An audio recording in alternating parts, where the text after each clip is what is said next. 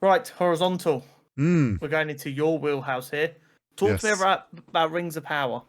It's Yes, coming out Rings of Power Season 2 is a week, just over next a week. Thursday. Yeah, 29th, I believe. 29th. Yeah, so a Yeah. week today as we're recording this. Mm-hmm. So next week we will be no doubt discussing, I think it's episode 1 and 2 come out. Oof. I think it's a double drop. I'm going to double check that. Yes, it is. Yeah, it's Prime Video. It's normally going to be a Yeah. double drop. So we've had quite a few trailers. We have.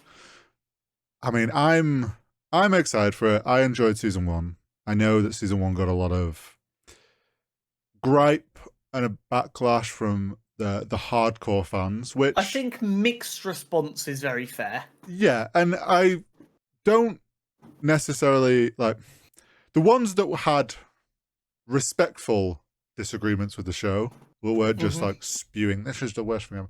But the ones that were pointing out like, oh, this is different to the book, or this is very like I understand if you are a very like you've read the books and you're very loyal to the books, it would have felt very different. I'm fine with viewing it as this is an alternate telling, like this is a clearly more condensed telling. And I think hopefully those fans remember that going into season 2. Because there's no doubt going to be more things that are condensed and tweaked and slightly different to the books.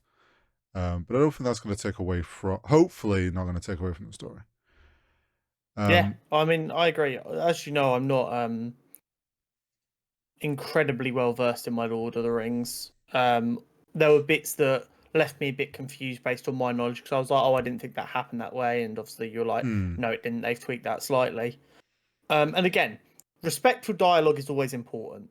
When we flame people on the internet, as a general rule, we're talking to the people who are trying to use a disagreement about something to push bigoted views. Yes. People who don't enjoy this because they feel like it's a worse version of what they love, that's completely fair.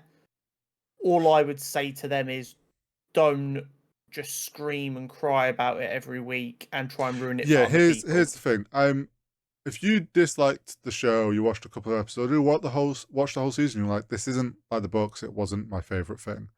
Fine. But if you're one of these people that was essentially rage baiting every week, just purely to be like spewing anger and hate on the internet, purely because you know it gets content and gets views and clicks. So you're doing it on a like malicious isn't the right word, but like manipulative reasons. It's malicious. But yeah, like if you're those people, they're the people that we're like talking to. I went back, rewatched the trailers, the most recent one, just to try and see because I'd watched it the first time, like just watched it through, and we talked about it, I think after D23. But going back through and tried to pick up on things I noticed is we're clearly gonna, from the trailer at least. Obviously, I don't know if you remember from season 1, but Sauron was in this form of a man called Halbrand, which was different to the books. He was originally like showed himself in elven form, and one of the big gripes in season 1 that I think was fair from the fans is they did the first 3 rings, and that was with Halbrand, where in the books it was when he was in elven form. We are seemingly going to see a mix of both. So at some point in season 2, he's going to like shift form, into his elven form called Anatar, which we're going to see, I think, a lot of in this season. He was a big part of the trailers, if nothing else. Yeah, so hopefully we get that side of Sauron told in a decent way, and hopefully that maybe appeases some of the gripes some people had. But obviously we're gonna get all the rings made, the downfall of the outcome of those rings being handed out, and Sauron's manipulation. There's there's so many different shots of him clearly in different points. There's obviously a big fight goes on, which I'm pretty sure is Eregion falling, which is like quite a pivotal city, which is the one where I think we're going to see the orcs fighting it, whatever. So that's obviously all going to go down, and he's going to be some influence on that. There's a shot of him in Khazad-dûm, or what seems to be Khazad-dûm. Okay. So Why he's there, I don't know. Whether it's him handing out the rings and his manipulation through that, or if it's gonna. There's also potentially a lot of visions. This is the tough thing with the trailer. There's gonna be a lot of visions because the rings. He influences their minds and stuff and starts messing with people's minds. Yeah, the I think the big thing of this season is going to be the fight at Eregion. I think I'm saying that right. Because slight spoiler, that city does fall. I mean, most city falls, don't they? Yeah, basically, I don't know how much, or what the timeline's going to be, because obviously they're going to condense things. I think this either ends with Eregion falling, and you're going to have like Elrond escaping, which is then when he goes off and discovers Rivendell. Or you're going to have the aftermath of that, which is the Numenorians, the ones that we saw on the island. They eventually come across to help, and them with the elves. That's when we get that big fight where they somewhat defeat Sauron in his mortal body, I guess. I lean to the idea that maybe we won't get that far into the story. Feels like that'd be very rushed. Yeah. But we'll have to see. There's obviously the wizards. They tease Now, I said a couple of weeks ago that I was like, oh, that was a shot of Saruman. I think a lot of people have the same idea that is Saruman that was shown. Some people don't want to accept that other guy that the stranger is Gandalf yet, because it's not been said. And there's still a theory that this could just be the two blue wizards, which is possible. It could be kind of treating a bit of the blue wizard stuff and a bit of the Gandalf and Saruman stuff and condensing them as they've done with other things. Yeah, I lean to just the way that he looked, the wizard that it showed us, gives me big Saruman just visually, and the other one obviously very visually gave us Gandalf, so I'm like, I lean to them too. And I'm pretty certain, I'm sure I'm remembering this right, but Saruman was the first wizard to arrive. So it would make sense if he's already somewhere established, then Gandalf's here. We know Tom Bombadil's in this, which I think will be very fun. He's just like, correct me if I'm wrong, he's just like Chaos King. Yeah, he's like the most powerful being in Middle-earth, but doesn't get involved in anything and just keeps to himself. So it'll be interesting to see how they weave that into the story. Probably it'll be a case of the stranger, or Gandalf as we'll refer to him as that's what we think. He goes to talk to him, so there's probably going to be some discussion there. Trying to think what else went down in the trailer. Oh, so we got Adar and Galadriel talking. Yes. Originally, we were like, oh, that's them teaming up. I actually think, watching the trailer back, she clearly gets captured. And I think that's him trying to be like, look, Sauron's my enemy too. And trying to influence her to join his side. I think she then tries to flee. Something someone mentioned is they reckon there's going to be flashbacks for Sauron. And we're going to see him back in his first mortal form. And Adar will be the one that killed his original mortal form. Interesting. That's why they've got like this beef.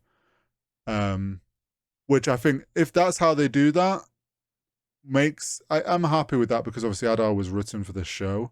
I'm okay if it's like they're pulling him in that sense of like tying that into the story. I'm just looking forward to seeing like the different, because obviously we're gonna have Elrond, Gilgamesh, not Gilgamesh, the other Elven king. I'm forgetting his name now. It'll come back. That's fine. But obviously how he develops, we're gonna get Khazad-dûm's. I don't want to see it fall. I think it'd be because I said this in season 1, like we should not have the Balrog waking up yet. Yeah. I'm worried that they're gonna have Khazad-dûm fall. If they do, I hope it's right at the end. I think that'd be too condensing.